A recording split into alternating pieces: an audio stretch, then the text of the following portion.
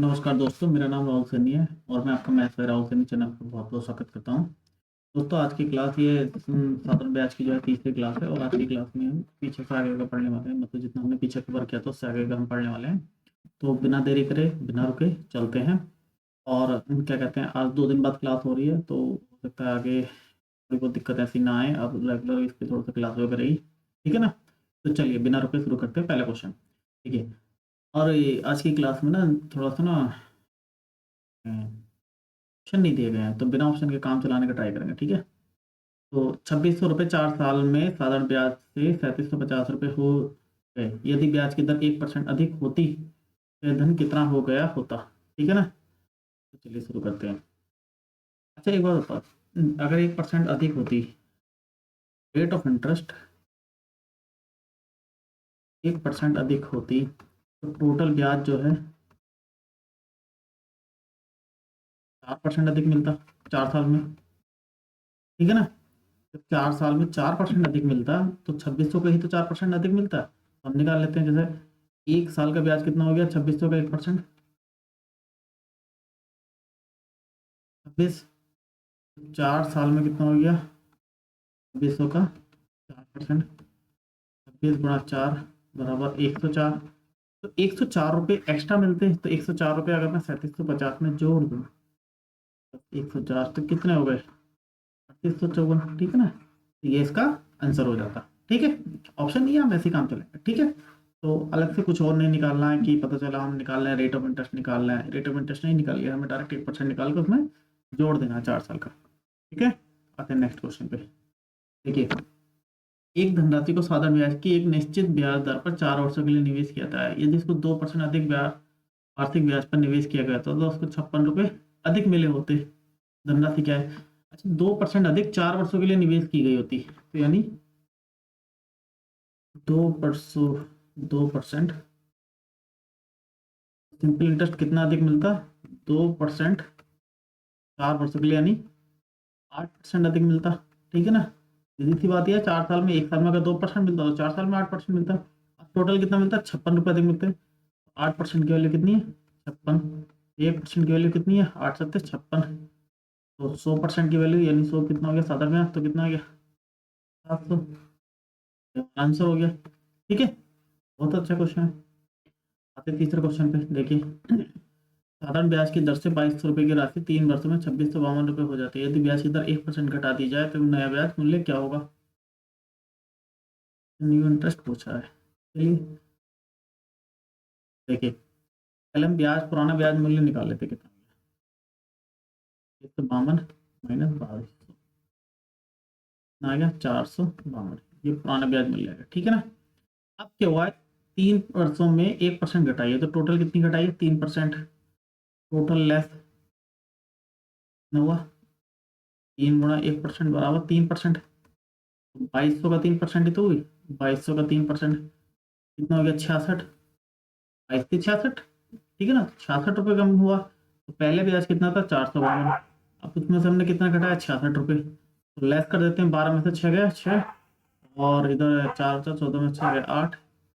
386 रुपये नया ब्याज होता। ठीक है? नया ब्याज मूल्य कितना हो जाएगा, 386।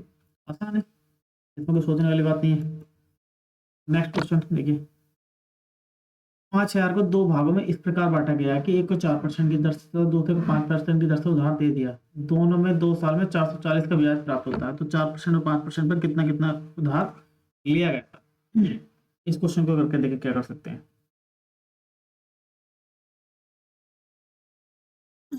देखिए, इस क्वेश्चन के मैं 2 तरीके बताऊंगा, एक तो एलिगेशन बताऊंगा और एक नॉर्मल तरीका जो शिफ्टिंग मेथड जिसको बोलते हैं।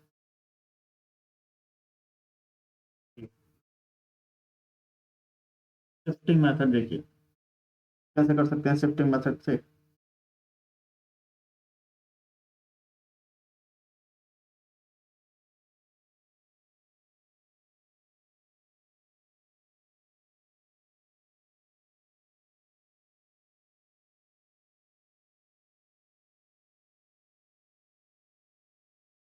To, two, two, two, to.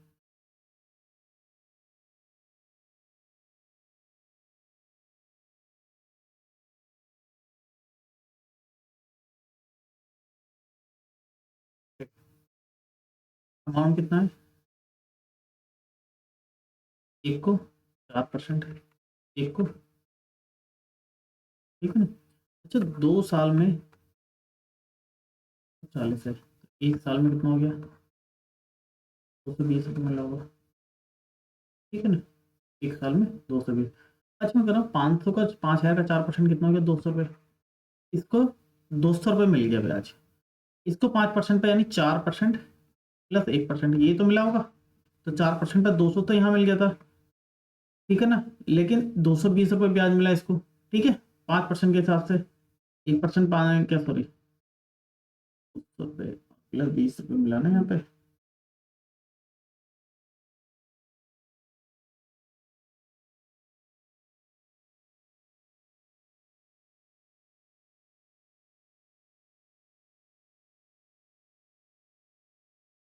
एक सेकंड इसको कुछ रिकॉर्ड, पहले हम एलिगेशन समझते हैं इस चीज़ को, कंफ्यूज हो रहा हूँ, नहीं आते हैं, ठीक है। एलिगेशन से समझो इस क्वेश्चन को, फिर मेथड हम बाद में देखिए मैं कह रहा हूँ 2 साल का ब्याज 740 है, एक साल का कितना आया, ठीक है ना। अब 4% पे कितना आएगा, 5,000 का 4% पे कितना आया, 5,000 हो गया, 4%, 5%, ये कितना आया, 200, और 5 5 25, 250, मिला कितना है एक साल में वैसे, 220। एलिगेशन लगा तो यहाँ पे कितना है 30, और यहाँ पे कितना है 20, यानी 3:2 में अमाउंट बटा 3 और तो 5, 5 की वैल्यू 5,000।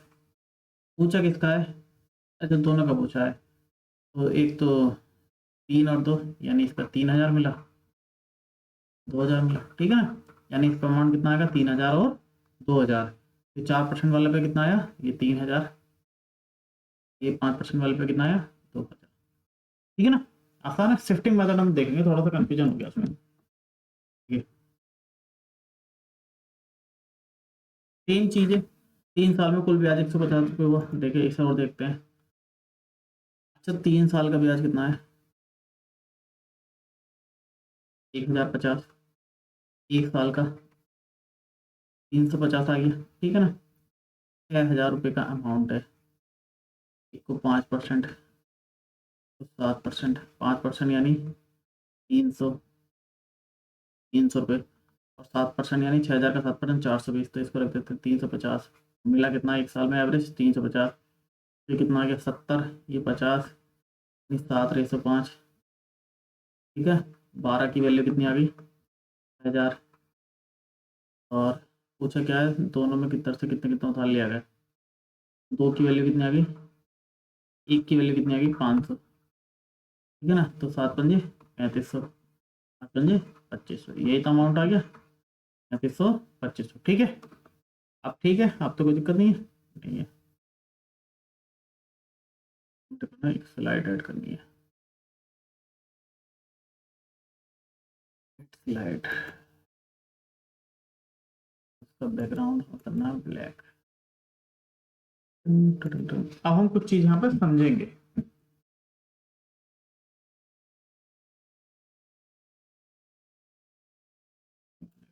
आ गया, ठीक है।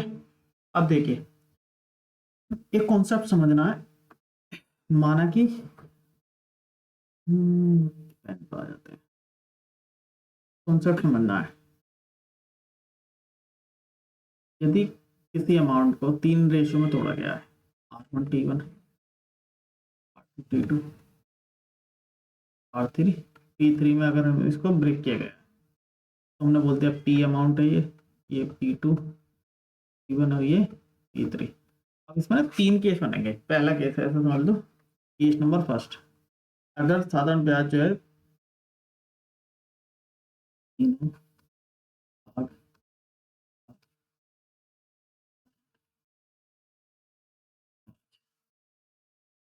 बराबर, ठीक है ना। तो क्या होगा, साधारण ब्याज का फॉर्मूला क्या होता है देखो, तो T1 R1 T1 upon 100, T2 R2 T2 upon 100, T3 R3, T3 upon 100, ठीक है। 100 रेशियो में तो 100 सब उड़ जाएगा, ठीक है। तो एक तरीके से अगर मैं यहाँ से निकालूँ तो मैंने मान लिया के T1 बराबर कितना आएगा, ए अपॉन R1 T1। फिर एक तरीके से समझो, मैं तीनों को एक साथ लिखता हूँ, है ना।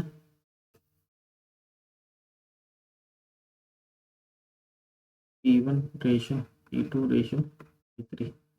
T1 कितना आएगा, ए अपॉन R1 T1, ए अपॉन R2 T2, ए अपॉन R3 T3। और के हटा दूँ मैं, T1 T2 T3 बराबर कितना आ गया, 1 upon R1 T1, 1 upon R2 T2, 1 upon R3 T3। अगर मान लो दो ही केस हैं, ये तो तीन भाग हो गए, अगर मैं कहता हूँ दो भागों में बटा गया, T1 अनुपात T2 बाई R1 T1, ये हो गया, ठीक है ना। इसको मैंने कवर अप कर देता हूँ पहले, 1 बाई R2 T2। ये एलसीएम लूंगा तो क्रॉस मल्टीप्लिकेशन हो जाएगा, P1 P2 कितना हो गया, R2 T2 R1 T1। अगर दो केस होंगे तो, ठीक है ना, ये नोट डाउन हो जाएगा, ठीक है। तो पहला केस क्या हो गया, अगर तीनों भागों से प्राप्त जो है साधारण ब्याज जो है बराबर है, तो साधारण ब्याज का फॉर्मूला क्या होता है, P1 R1 T1, क्या कहते हैं, मूलधन गुणा दर गुणा समय बटे 100। ऐसे ये रेशो हो गया। अब तीनों को हमने मान लिया के बराबर, तो P1 की वैल्यू कितनी, अगर मैं इसको के बराबर रखूंगा तो के इंटू 100 तो हमने काट दिया है, तो के अपन R1 T1 यही रखा है, के अपन R1 T1, के अपन R2 T2, के अपन R3 T3। ये एक अमाउंट है, तो तीन भागों में बांट दिया गया है कि ये इतना इस परसेंट, मतलब इतना इस परसेंट पे दिएगा, इतना इस परसेंट पे दिएगा, इतना इस परसेंट पे दिएगा, इस तरह से, ठीक है ना। ये एक केस हमारा ये आ चुका है। हम यहाँ पे दूसरा और केस करने, दूसरा और केस देखते हैं।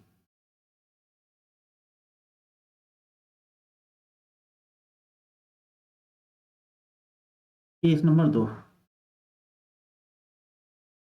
अमाउंट रिसीव्ड और,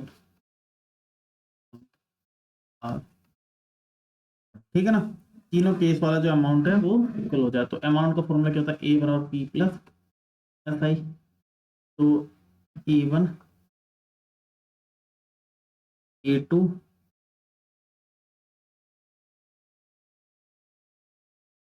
तरीके से, और A3 क्या होगा,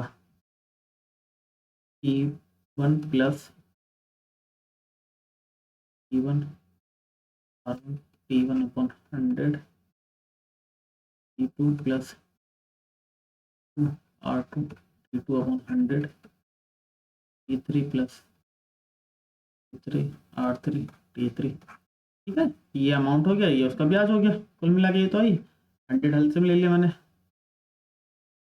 और P1 कॉमन ले लिया, या P1 कॉमन ले लिया, तो 100 R1 T1 100, यहाँ से P2 कॉमन ले लिया, 100 plus R2 T2 100, P3 common ले लिया,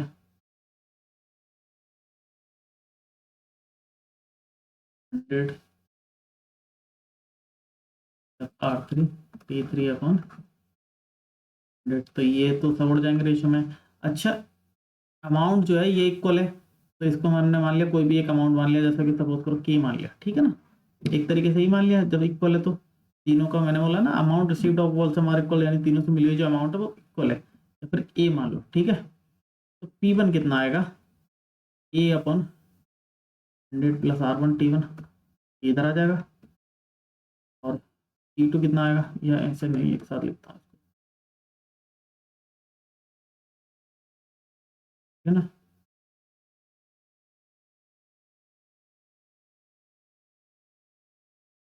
P1 P2, तो राइटिंग थोड़ा सा गंदी आ सकती है, मैं सुधारने की कोशिश कर रहा हूँ थोड़ा सा, ठीक है ना। 100 प्लस R1 T1 रेशियो, ये upon 100 plus R2 T2 ratio, ये अपॉन 100 प्लस R3 T3। अच्छा, ए इक्वल है तो हट जाएगा, वो भी P1 P2 P3, 1 upon 100 plus R1 T1, 100 plus R2T2 1/, ये रेशियो है 100 प्लस R3T, ठीक है ना। तो ये हो गया। जब दो केस हों तो पहले वाले की तरह तो P1 P2 हो जाएगा 100 plus R2T2 ratio 100 plus R1T1, ठीक है ना। ये केस आपको याद हो गया। देखो हमने कहा है अगर दोनों से प्राप्त तो जो है अमाउंट होता है मिश्रधन, यानी मिश्रधन अगर इक्वल है तो क्या होता है A1 A2 A3 का रेशियो हम निकालेंगे, मूलधन प्लस उसका ब्याज, ये जोड़ दिया हमने। अब इक्वल लिखा है तो हमने तीनों को एक इक्वल रख दिया, तो P1 A2 P2 A1 100 plus R1 T1 ऐसे करके आ गया, ठीक है। एक तरीके से ये आ गया। ये है अगर दो का केस है तो ये हो जाएगा, ठीक है। एक केस और रह गया, उस और देख लेते हैं। ये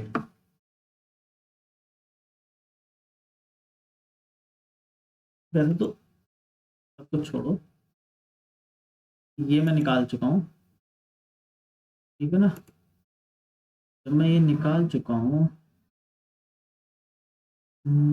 या इसी से लेता हूँ, लिख देता हूँ।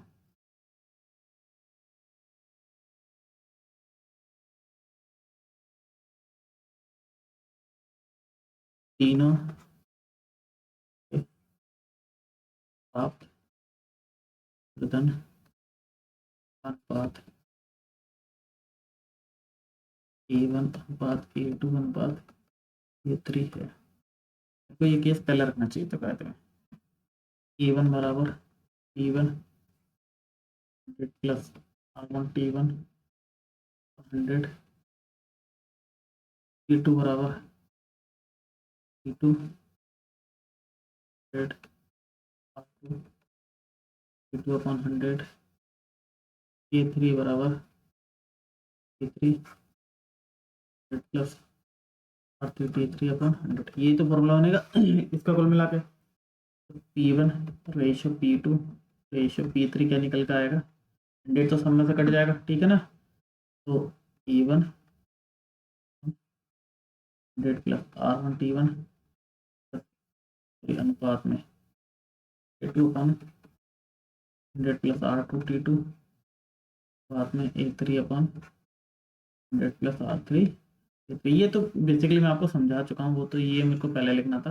अब यहाँ पे जब अमाउंट कल हो जाएगा तो रेशो सेम है, कुल मिला के ये चीज़ थी, ठीक है ना। तो तीन केस आप समझ चुके हैं, कुल मिला के सारी सी बात ये तीन केस बहुत इंपॉर्टेंट है। पहला केस जब तीनों के साधारण ब्याज बराबर है, दूसरा केस जब जो है मिश्रधन बराबर, तीनों से प्राप्त मिश्रधन बराबर है, तीसरा केस जो है मिश्रधन का अनुपात A अनुपात 3 अनुपात में दे रखा है, A1 A2 A3।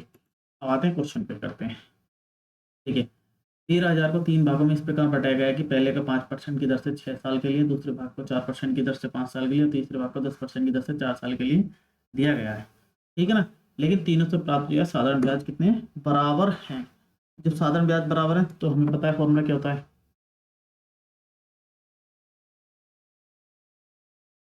P1 P2 P3 R1 T1 आएगा ना, R1 T1 6 ratio 1 R2T2 4 × 5 R3 T3 10 × 4 1/30 1/20 1/40 1/3 1/2 1/4। LCM कितना आ गया इसका तरीके से देखा जाए तो 12 आ गया।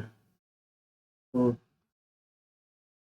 चुक 12 2 6 12 4 3 12, 12 तो हट जाएगा। तो P1 P2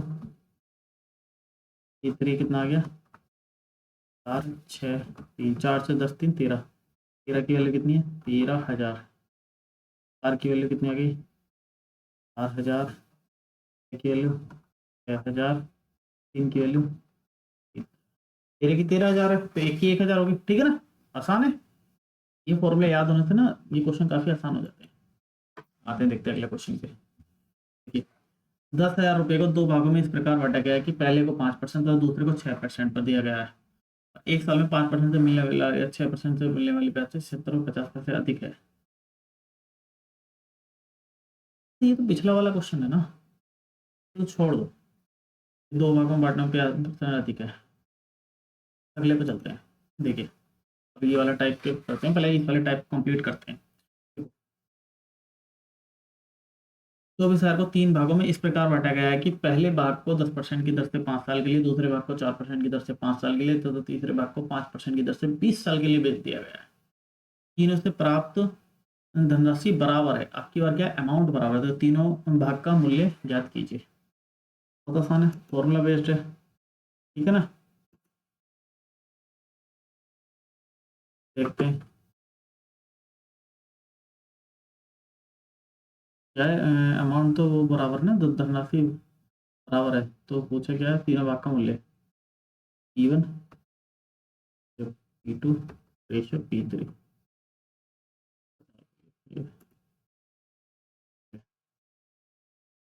1/100 प्लस R1T1 कितना पहले भाग का 10 × 5, 10 लिख देता हूँ 5, 1/100 प्लस R/5, 1/100 प्लस 20/5, ठीक है ना। ये तो हो गया 1/100 प्लस 10/5 है 50, 150,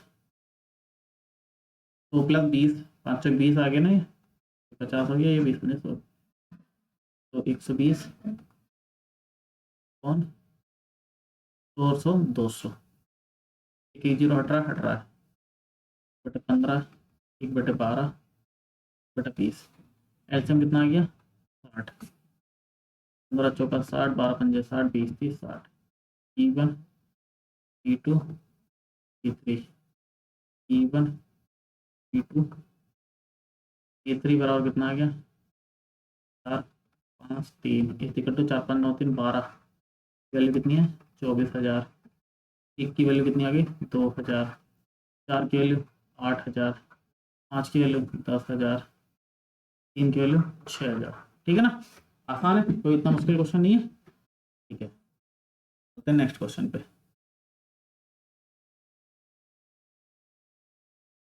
देखिए,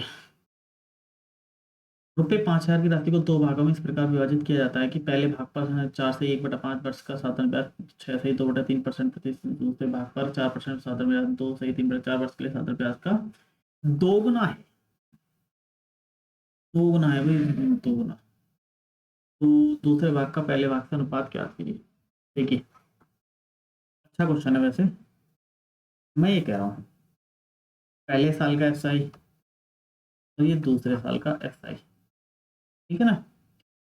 इसका SI जो है, मतलब दूसरे साल का जो SI है कौन सा है, जो पहले साल का SI है वो 2 गुना इसका SI है, ठीक है ना। तो ये जो है डबल है, तो मैं क्या करता हूँ, इसको भी दूसरे साल का जो SI है, ये जो 4% है, ये जो है इसको भी एक जैसा बना लेता हूँ ना, डबल बना लेता हूँ। मुझे क्या करना है, SI बराबर बनाना है। अगर मैं दूसरे साल के SI को दुगना कर लूँ तो वो पहले साल के SI के बराबर हो जाएगा। जब पहले साल के SI के बराबर हो जाएगा तो हमारा केस फर्स्ट वाला नहीं होता है जिसमें दोनों मतलब राशि का दोनों भागों का प्राप्त साधन में बराबर है, हम वो केस लगा सकते हैं, ठीक है ना। तो इसका जैसे कितना बढ़ रहा है साधन ब्याज का रेशियो, जैसे एक मिनट देखो तो 5 × 20 अरे 21/5 गुणा 6 × 3 = 18, तो 20/3 ये बैठ रहा है। इसका कितना बैठ रहा है 8 वो 4 4 दूनी 8 3 11 4 बैठ रहा है। अच्छा ये ना दूसरे पहले साल वाला इसका दुगना है, तो मैं इसमें क्या करता हूँ 2 से गुणा कर लिया मैंने।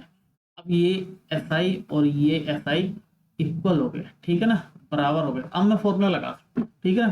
तो P1 रेशियो P2, अगर 2 की बात की जाए तो क्या होगा R2T2 T1, यही तो होगा।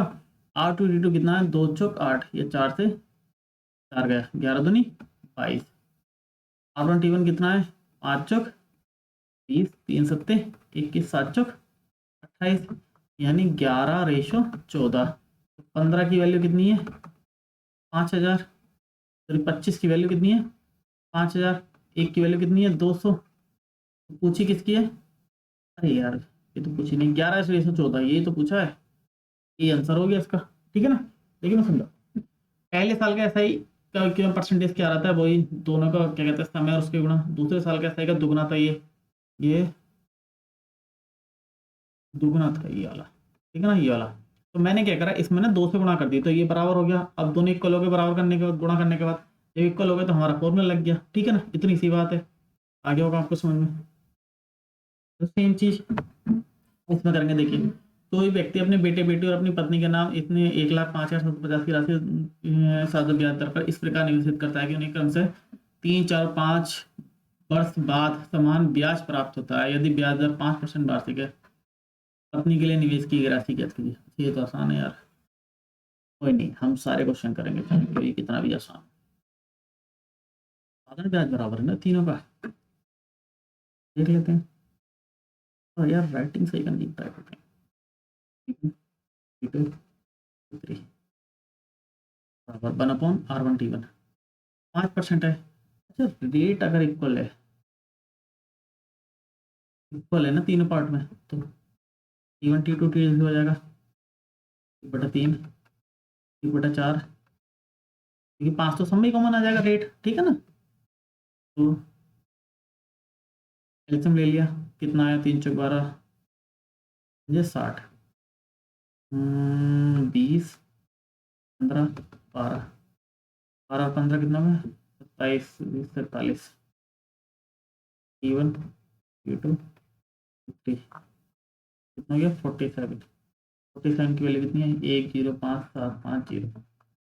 ठीक है, 47 की वैल्यू कितनी आ गई, काटते हैं 40 से, 41, 47 दूनी 94। ठीक है ना, 47 दूनी 94, बचा कितना, ये कितनी बार जा रहा है, ये जा रहा 2750 बार। मुझे निकालनी है, तो पत्नी के लिए कौन सी राशि की गई है, P3 यानी 12 वाली। तो पत्नी का हिस्सा कितना आएगा, 12 × 50, 12 0 0, 12 5 60 का 0, 12 36, 12 5 60 का 0, 12 7 84 6 90, 12 24,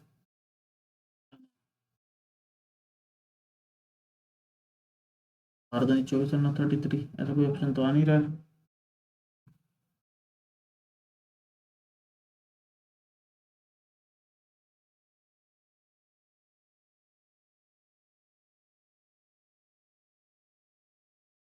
एक 2250, 12 5 60, 12 24 का 3 27, कितना आ गया 22,000। ठीक है ना। देखो एक से कितनी होगी, ये 2250, 2250, तो 12 की वैल्यू कितनी होगी, 12 × 2250, तो 27,000। ठीक है, आसान है, ऐसी कोई दिक्कत तो नहीं है। नेक्स्ट क्वेश्चन देखिए, 50,250 रुपये की राशि को 2 भागों में इस प्रकार विभाजित किया था कि पहले भाग पर 7 से 1/2 वर्षों के लिए 8 से 1/3% प्रतिवर्ष की दर से 7,000, दूसरे भाग पर 5 से 1/4 वर्षों के लिए 8% प्रतिवर्ष की दर से 7,000 का 5/2 गुना। सेम चीज होगी ना, 5/2 गुना आ रहा है। 5/2 गुना को क्या करना है, 2/5 गुना कर लेते हैं हम इसे। ठीक है ना। देखो उस वाले क्वेश्चन की तरह मैं 2 केस बना रहा हूँ, केस फर्स्ट और केस सेकंड। केस फर्स्ट में क्या है, 2 7 14 है 15/2, R1 × T का मल्टीपल, और 8 से 24 है 25/3। ठीक है। केस सेकंड में क्या है, 5 × 20 है 21/4 गुणा 8%। अच्छा, 5/2 है ना, इसका 5/2 गुना ये है, तो मैं इसमें ही 5/2 से मल्टीप्लाई कर दूं ना। ये जो है 5/2 गुना है। मैंने क्या करा, जो कि पहला वाला जो दूसरे का 5/2 गुना है, जैसे ये है कि साधारण ब्याज का 5/2 गुना है, तो मैं इसमें 5/2 गुना से मल्टीप्लाई कर दी। ठीक है ना, 4 दूनी 8, ये कट गया, 21 पंजे 105 ही आ गया, एक तरीके से देखा जाए तो। अब आ जाते हैं, हमें क्या निकालना है, राशि। P1 T2 बराबर कितना हो गया, R2 T2 R1 T1, यही तो होता है 2 वाला फॉर्मूला। R2 T2 कितना हो गया, 30 × 5, R1 T1 कितना हो गया, 15/3, काट के देख लो, 5 3 3 से 3 गया, 21 दूनी 42 × 25, ये कितना आ गया 4250, 67 की वैल्यू कितनी आएगी 50, 250। तो ये कितनी बार गया, ये अगर मैं काटूँ तो अच्छा अंतर पूछा है, लेकिन फिर भी ये तो निकालनी पड़ेगा मेरे को। 67 की वैल्यू कितनी है 50, 250, एक की वैल्यू कितनी है 750। अंतर पूछा है, अंतर कितना है 17 का, 17 गुणा 750 बराबर कितना आ गया 12,700। ठीक है ना, ये हमारा आंसर हो गया। ठीक है, दोबारा बता देता हूँ। अगर ये पहला उसने क्वेश्चन में साफ साफ कहा है जो पहला वाला है दूसरे का 5/2 गुना है, तो मैं इसमें 5/2 गुना करके ऐसा ही बराबर बना लिया। जब ऐसा ही बराबर बना लिया तो ये फॉर्मूला लग गया P1 P2 बराबर R2 T1। तो रेशियो निकाला, 67 की वैल्यू 50,250 दे रखी है, 21,750 आ गई, 17 की इतनी आ गई। नेक्स्ट क्वेश्चन, यदि ए साधारण ब्याज पर 10% वार्षिक ब्याज से 3 वर्षों के लिए इक्यावन वर्षों निवेश की गई धनराशि बी द्वारा साधारण ब्याज पर 8% ब्याज की दर से 5 वर्षों के लिए निवेश की गई धनराशि निवेश कर, अच्छा अमाउंट बराबर है आपकी बार। ठीक है ना, दो राशियों के अमाउंट बराबर है। ए ने जो निवेश किया 10% की दर से 3 वर्षों के लिए 51 रुपये का निवेश किया, P1 की वैल्यू दे रखी है। और बी द्वारा 7,008% की दर से 5 वर्षों के लिए एक निश्चित राशि का निवेश करके 8% की दर से 5 वर्ष के लिए और 10% की दर से 3 वर्षों के लिए। तो मैं क्या करता हूँ इसमें पहले वही लिख लेता हूँ, ए first A second R1 T1 R1 T1 R2 T2। ये कितना है R1 T1 कितना है 10 गुणा 3 और R2 T2 कितना है कितना है 8% 5 8 गुणा 5। ठीक है ना, तो मैं क्या करता हूँ निकालता हूँ जब अमाउंट बराबर वाला फॉर्मूला तो P1 T2 बराबर कितना गया 100 प्लस R2 T2। दो के केस में तो ये होता है 100 प्लस R1 T1 कितना है 8×5 = 40, 140 130 14:13। ठीक है ना, P1 P2। अच्छा पहले का अमाउंट दे रखा है 9100, 14 की वैल्यू कितनी दे रखी है 9100, तो एक की वैल्यू 14×5 = 70, 14×5 = 84, 14×5 = 650। तो 13 की वैल्यू 0, 13×5 = 65, 13×6 = 78 और 6 काफी 8,450 इसका आंसर है। ठीक है ना, इस केस में ये मत समझ लेना 13 की वैल्यू 9,100 है, ये 14 की वैल्यू ही 9,100 दे रखी है इन्होंने। ठीक है, आसान है। R1 T1 और R2 T2 का सारा खेल है जो आपको पता होना चाहिए और फॉर्मूले याद होने चाहिए। अगर ये फॉर्मूले याद है तो आपको फिर कुछ भी करने की दिक्कत नहीं पड़ने वाली। नेक्स्ट क्वेश्चन हम देखते हैं, देखिए 12,000 रुपये के